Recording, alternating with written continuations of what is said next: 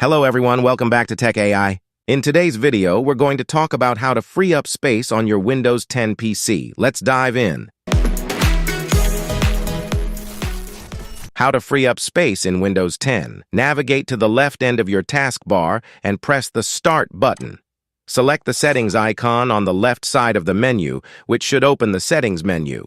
Click on the System option located on the top left corner of the menu. Go ahead and select the Storage option, which should be located on the left menu.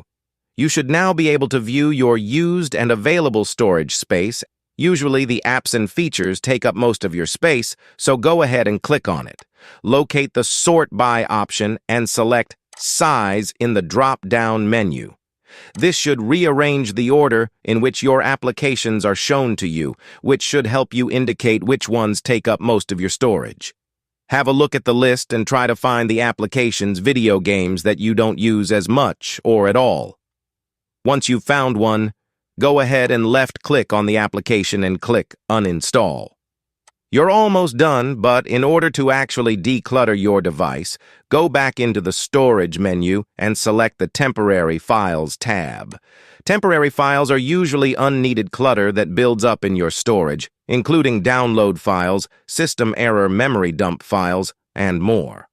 All you need to do is tick those that you want to get rid of and select Remove Files, and you are done. Thanks for tuning in.